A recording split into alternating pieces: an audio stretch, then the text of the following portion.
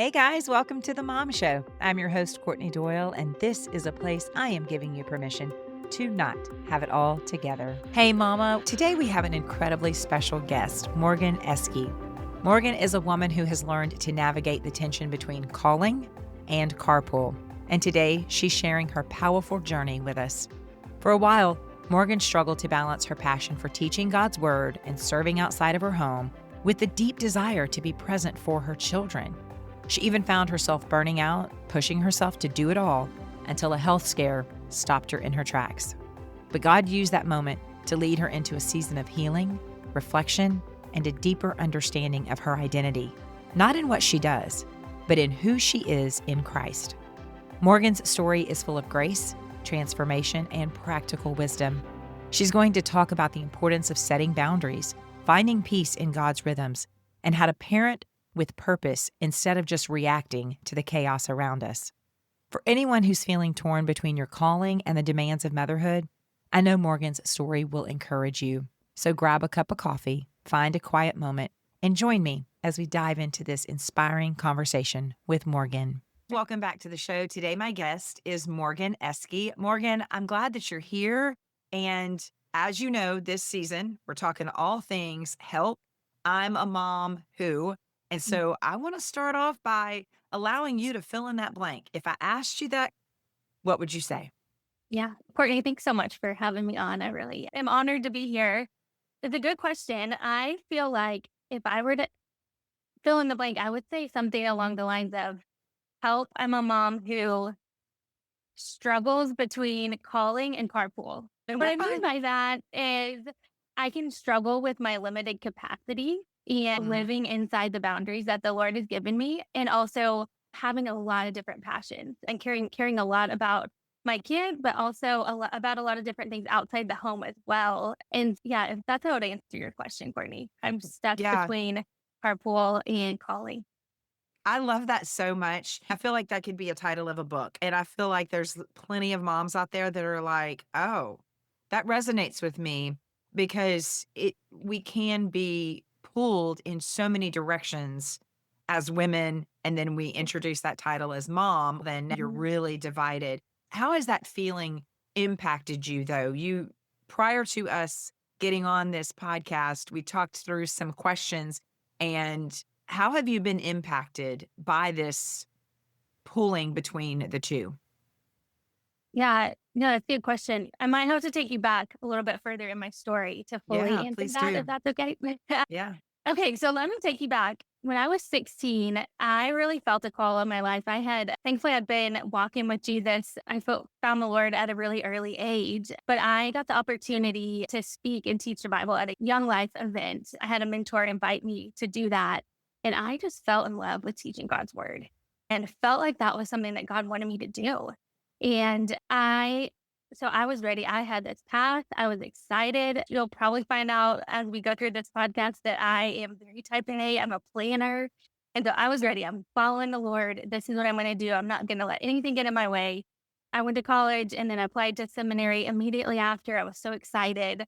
But, funny way God works, right? You can make your plans, but He just determines your steps. So I'm from Dallas.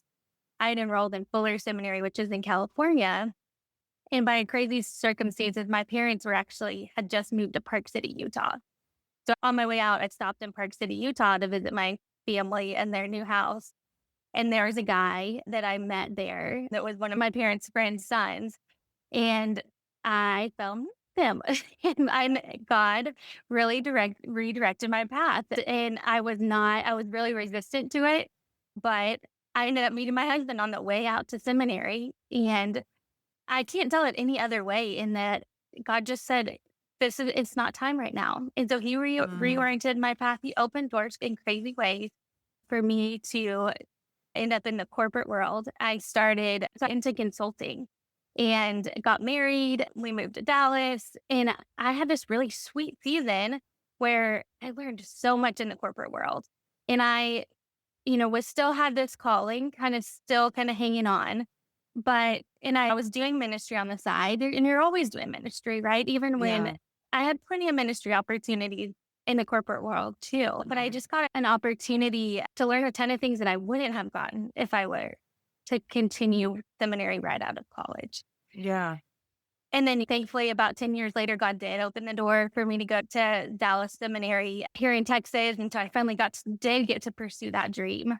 But my very first class in seminary, you know what happened? I kept thinking, man, I'm just not used to like learning or something because I'm so tired. I kept feeling like I was going Mm. to fall asleep in class. Now let me Well, stop you right there. How old were your children at this point? So I'm gonna well, take you back now. So you've yes, gotten married, you're in the corporate world, you've had children. How old are your not yet. children? No, I'm about to Oh, tell you because oh, okay. I wasn't tired in seminary. I was sick because I was You were pregnant. pregnant. I was Oh my pregnant. gosh. I had Okay. just started this dream and I thought, okay, Lord, I know we wanted to start having a family, but right now, and so I was grappling with all of these things where I was working part-time, I was doing seminary part-time, and then the Lord gifted us with my first daughter. We have 3 kids. And you know how it goes. Your world is completely reoriented when you Mhm. become a mom. And I wanted to give this little girl everything I had. I wanted to start our family off on the best foot that we could. And I was so excited. I wanted to spend time with her. I didn't want to miss any of it. But I also had my identity really wrapped up at that point in the corporate world. And Mhm. I really struggled to surrender that and that's not everybody's story. Not every God doesn't that God doesn't ask everybody to surrender that, but over the years, it took me about 5 years to really I had 2 more kids in between then, and it took me about 5 more years to realize, "Lord, you're asking me my boundaries are shifting in this season. I can no longer I could do some ministry and corporate world in the previous seasons, but when parenting came in, that was my whole world, and Yeah. I was stretched so thin, I was not able to do it all. Uh, Yeah, so now you've got 3 kids, you're balancing being a wife, you're balancing being a mom to 3 littles. It sounds like your kids mhm, were born pretty close together, mm, and you're in the corporate world, and you still have this calling, this dream that you know that God's called you to ministry of mhm. some sort. And for you, it's, "I'm gonna go to seminary, I'm gonna teach the Bible." That's what makes sense in this season. How did it how did you come to your breaking point, though? Where did you realize I can't be all of this and be healthy? I think there was always little trails of it where I thought, I'm just not doing I'm not showing up for my kids the way I want to. I'm not, um, there was a lot of little trickles, but what ended up happening is I had an episode one morning that felt like a stroke. So I was doing my quiet time in the morning and my kids were asleep. And I felt this really kind of strange thing came over me. I almost couldn't stand up. And I was journaling at the time. And I thought, tried to keep journaling. I couldn't form any sort of word. I couldn't write anything. It still makes me cry when I look back at that journal page because the only thing I could write in really gross, like really shaky handwriting was Jesus. I could write Mm, Jesus help. That was it. So I'm sitting there thinking, what in the world's happening to me? My kids started to wake up, and one of my daughters was still in a crib. So I went into her room and tried to say good morning or something. I could not speak. I couldn't say her name. And I lost all ability to like verbally communicate or write for ended up being like 3 days. And thankfully, wow. we did all the tests. Praise the Lord, it wasn't anything life threatening. It just ended up being these really crazy migraines that I struggle with.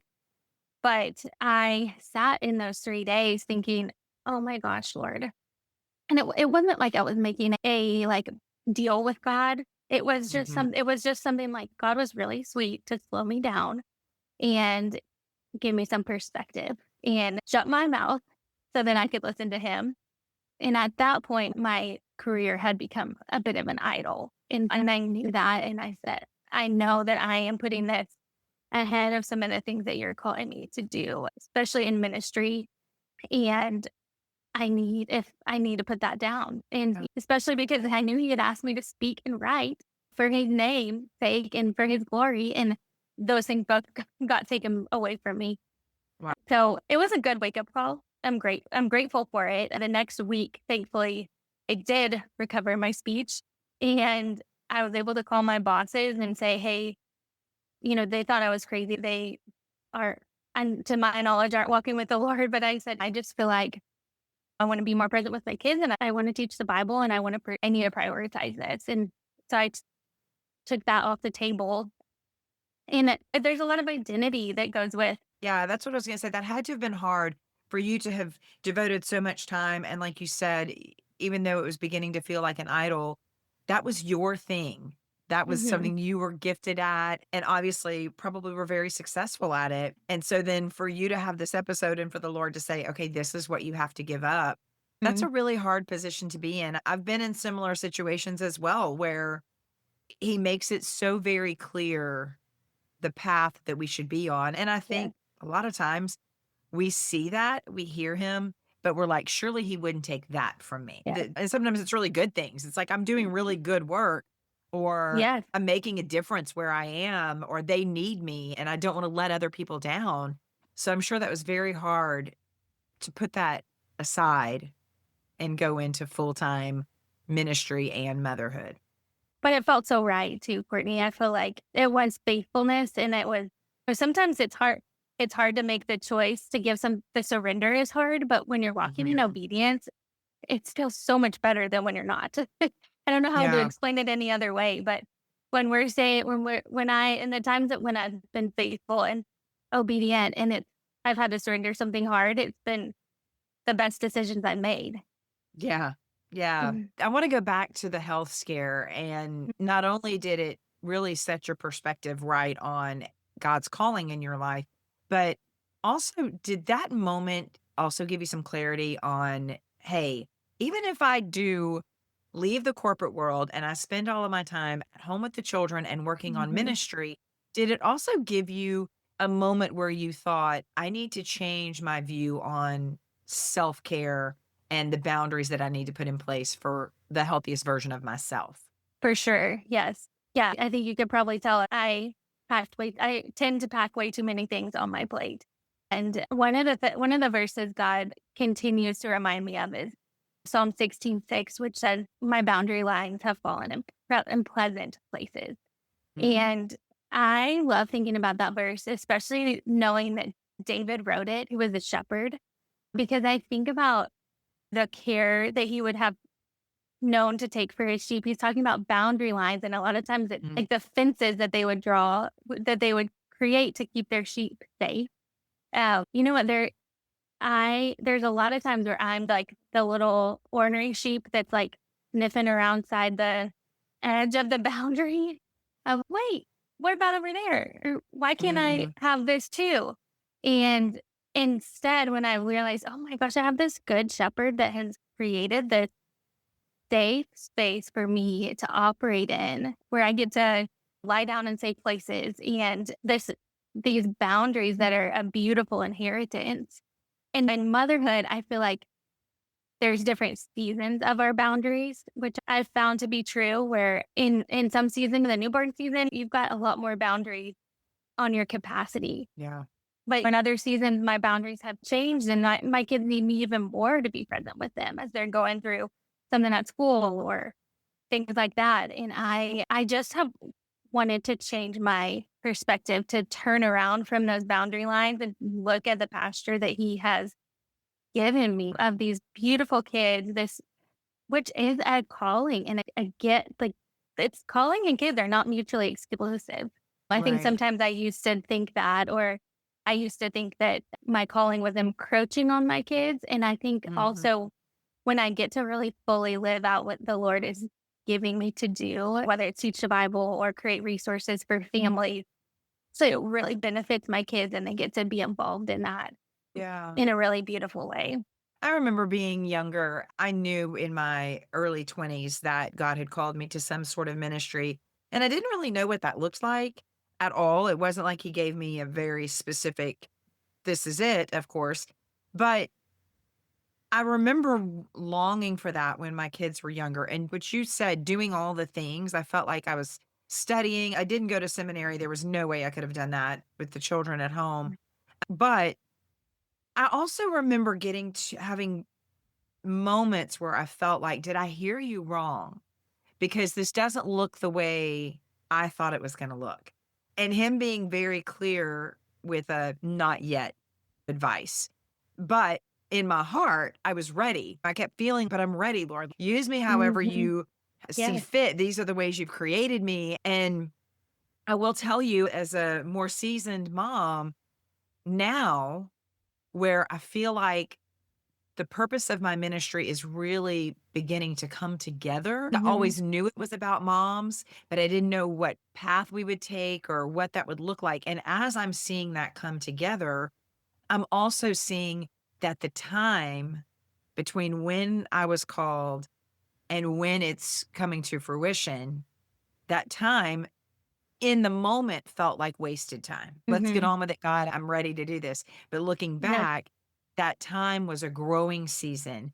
It was an opportunity for me to learn all the things that He wanted me to learn so that I could share with other moms, so that I could mentor other moms.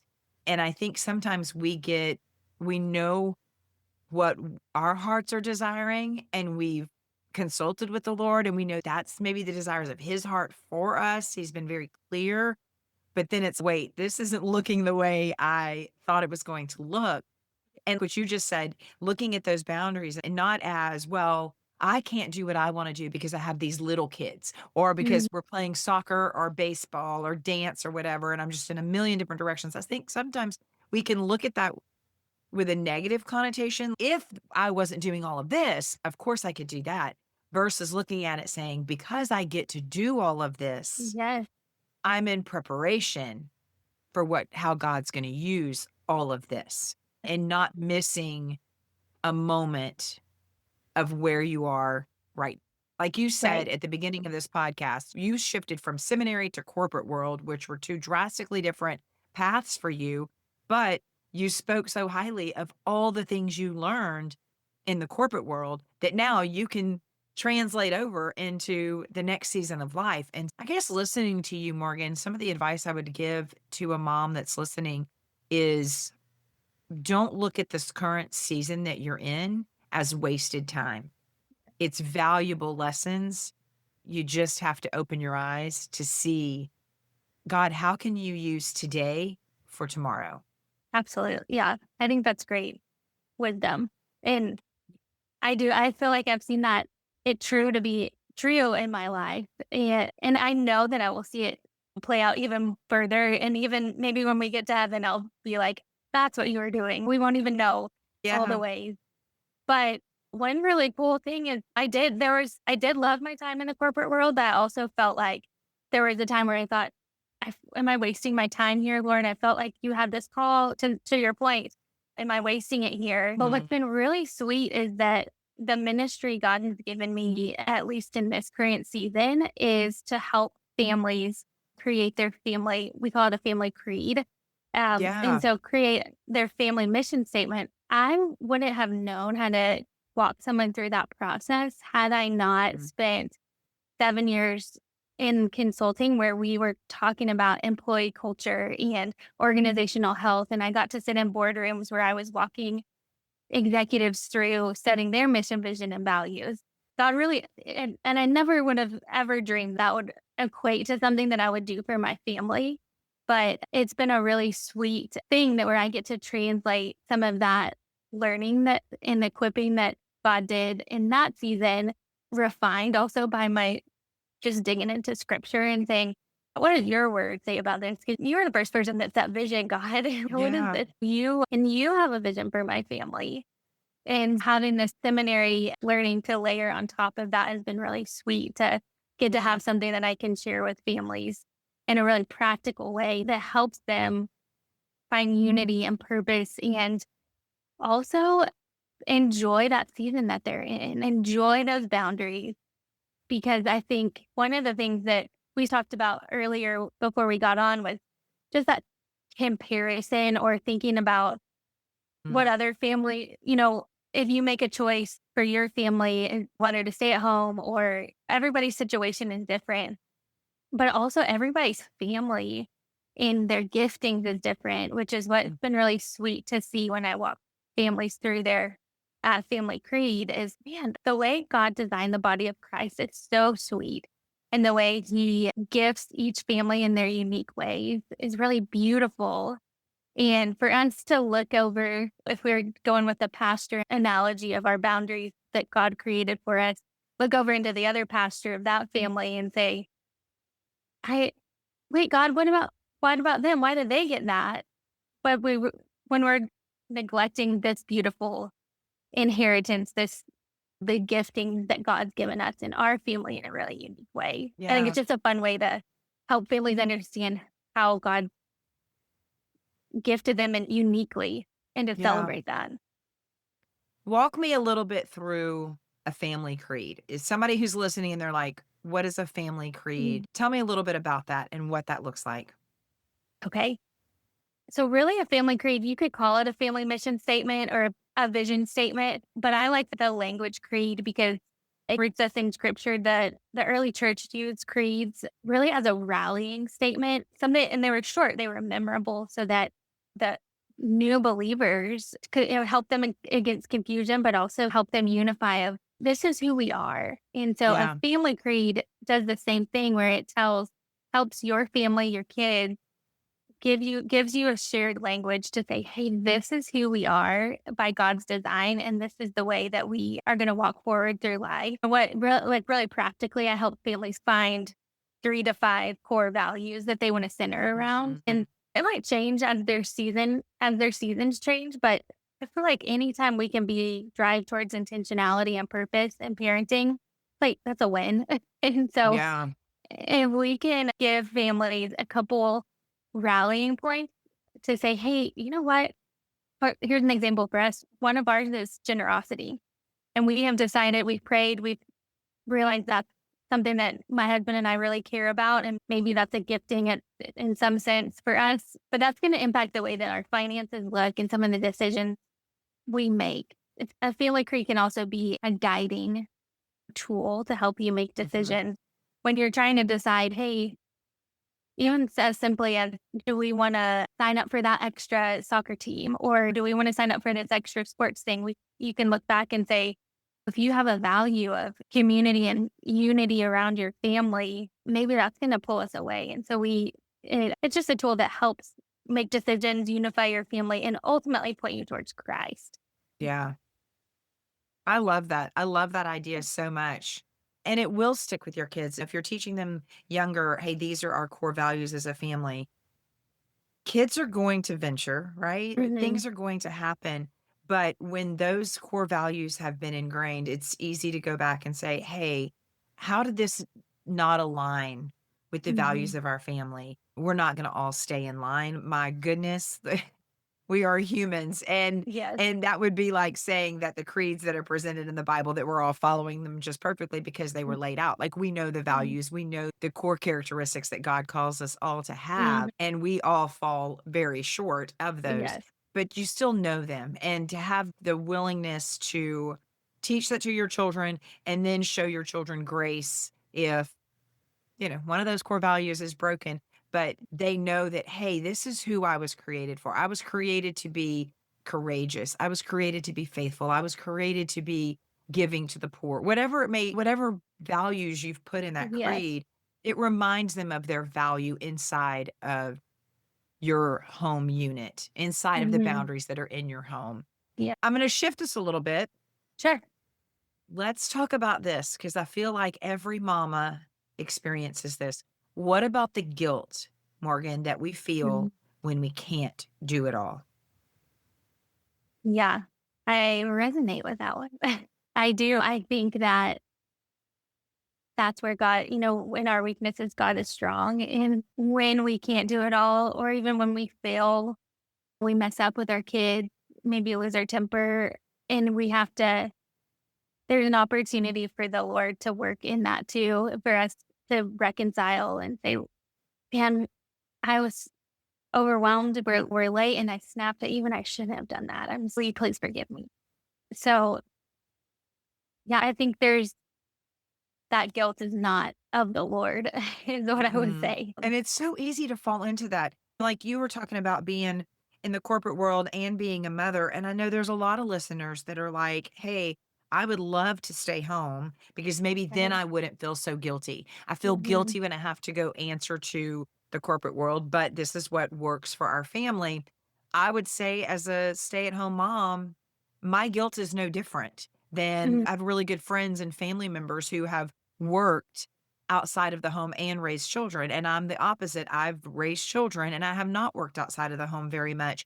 That's that feeling of I'm not doing enough is there. It doesn't matter which end of the spectrum that you're on, because I think Mhm. if you're having to work outside of the home, you feel like I'm missing out on what's happening at home. I can't be present enough at home. I can't be at all the school things because I'm at a job where for Mhm. me, oftentimes it's been I can be at all the things, but all the burden of finances is on my husband.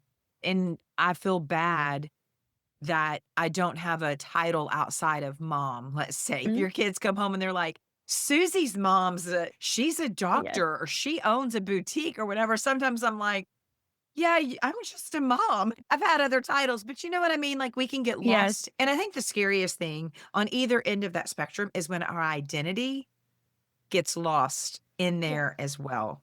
Yes. I think that's so true.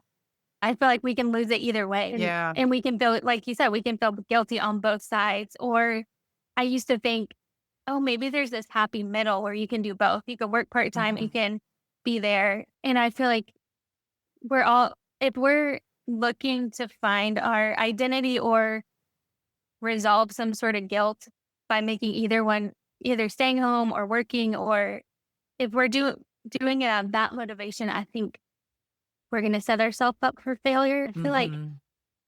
the question that I have been asking God for the past several years is just this one of, what does faithfulness look like Mm. today in this season right now?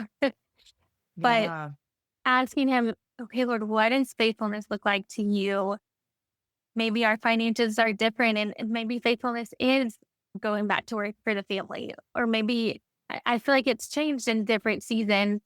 And but I know when I am looking and asking that question to him versus looking to my right and to my left on that girlfriend that stays home and she seems so happy, or that girlfriend that Mhm. had the cool title and I feel a little inferior because now I gave mine up. Yeah. That's when I get tripped up when I'm looking over the fence. But when I'm looking at the Lord and saying, "Hey God, what does faithfulness look like today?" and help me to do that, Mm. that's been really helpful. Yeah, that's so good. That's such a great question to ask. I'm going to Hmm. ask you this as a mom who has been through the stress of severe burnout that really gave you quite the scare with your health. Hmm. What advice would you give a mom who's listening to this and she's saying, I feel like I'm headed in that same path. I'm not feeling well. Physically, I'm not feeling well. Emotionally, I am headed down a path of burnout. What advice would you give a mom where she could maybe just start making some small changes before it gets to such an overwhelming spot? Yeah, that's a good. As cliche as it sounds, I think I would say ask for help. And that really is Mm, hard for somebody who feels high capacity. A lot of times, the people that it's hard to ask for help in any place, but I would encourage her to ask for help before you get to that point. And that may mean you got, having a sitter come over so you can take a break, taking a personal day from work. But gosh, yeah, ask the Lord for help too and wisdom for what you might need to pull back on or surrender, because and we were created to do it all. That's why the boundaries are pleasant, because they're healthy and they're for our good. And yeah. I think a lot of times I view my boundaries, or when I run up against my capacity, I feel like I get frustrated with myself, or I get frustrated mainly with myself. And then I realize, oh, but this boundary was set in place for my good. I think Sarah Haggerty has a really great book on that. I'll Oh, have to, have you read her before?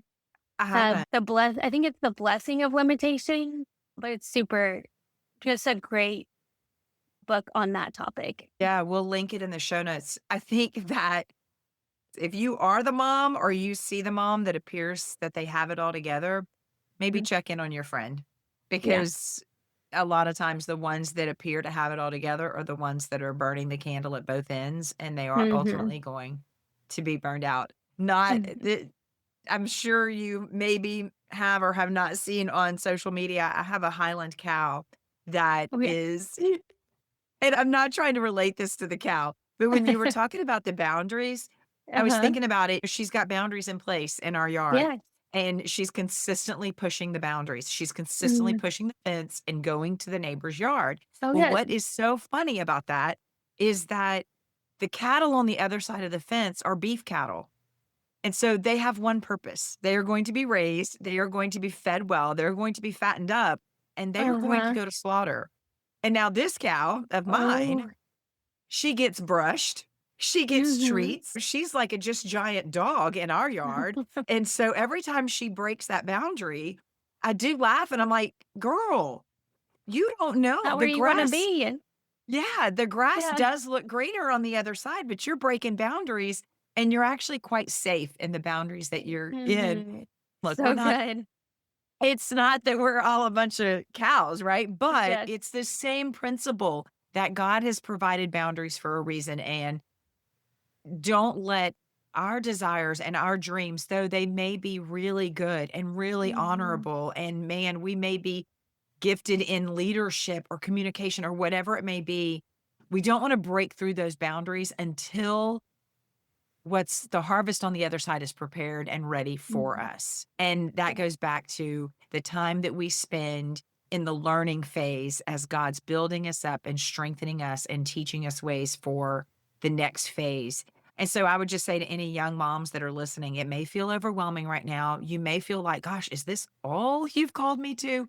But trust me when I tell you, as a mom of older kids, what you're doing right now matters. And your ministry is in your home, and it's with those children. Don't miss the ministry right in front of your face for the ministry that Mhm. you're dreaming of, or for the calling that you're dreaming of, or for the title that you are longing to have, because the ministry at home with kids is looking right at you. Don't Mhm. miss it. And it's yeah, it's a gift. Something that there's other people that would love that are dreaming for that ministry and praying for that, for kids Yeah. in their home, and we get how sad if we see those as a limitation, or see those kids under our roof as, and the carpool drives and all those things and Mhm. something to lament rather than to rejoice in and learn from and, enjoy and pour into those kids. You can have a calling and be in the carpool. It's not a Exactly. either Yes. or. Yeah, It's a together and. Yeah. exactly. Yeah. I close every show asking if there's something that you're praying for that we could join in Mhm. prayer. And I know you've already shared the verse, but would you share it again? Because I think it's so impactful. Sure. And I think along the same lines of what we're doing, I'm always on this journey. And what I'm praying for is that God would continue to lead me in what faithfulness looks like in this season. And that I would say, extend that to everybody else too, that we would remember that we're not what we produce, but like we're not valuable because of what we produce, but because of who our God is and because we're His. I feel like I need that reminder often. And Yeah. so I would love for prayer just for that reminder. And then the verse that we talked about is Psalm 16:6, which is, "My boundary lines have fallen in pleasant places. Surely I Mhm. have a delightful inheritance." I love that so much. I'll be honest, Mhm. I don't know that I've ever sat on that verse. And when I saw that you had sent that in and then you've explained it and talked about it, I'm like, okay, that's a place that I think I want to sit for just a minute. And it's so good. If you think about, there's ties back to Exodus where God gave the Levites him and their inheritance. And Hmm. so there's, when God was mapping out all the land for the Israelites, but instead the Levites, the priestly clan, they got the Lord as their inheritance. They didn't get a specific land. They just got the ability to be closer to him in the tabernacle and that kind of thing. But I think it just reminds me that picture of, gosh, there's nothing on earth, not a title or we're home shopping that big, that home that we want, or there's nothing that is going to satisfy like the Lord will satisfy. And I already have that. inheritance, which is such a gift. And I think it sounds like a lot of your listeners who are walking with the Lord, they get to rejoice in that too. And I just love, Yeah. I could talk about that verse all day. Yeah, yeah, it's so true though. And it goes back to what we were just saying. See what you have right in front of you. Yeah. In front of you. Exactly. Morgan, thank you so much for your time. It's been so nice to talk to you. Likewise. Thank you for having me on. It's been really fun. Of course. Thanks so much for listening to The Mom Show with Courtney Doyle. Remember to check the show notes for any links, books, or resources that are mentioned in each episode. We want to be sure this blesses other mothers. And in order to do this, if you're listening via podcast, be sure that you like and share. If you could write a review, that would be fantastic. It helps us get in front of other moms. If you're watching via YouTube, be sure to hit that subscribe button. This way, you won't ever miss an episode. We want to make sure that we increase our reach to other mothers who need a little encouragement, a community, and a whole lot of Jesus. We're so glad you're here.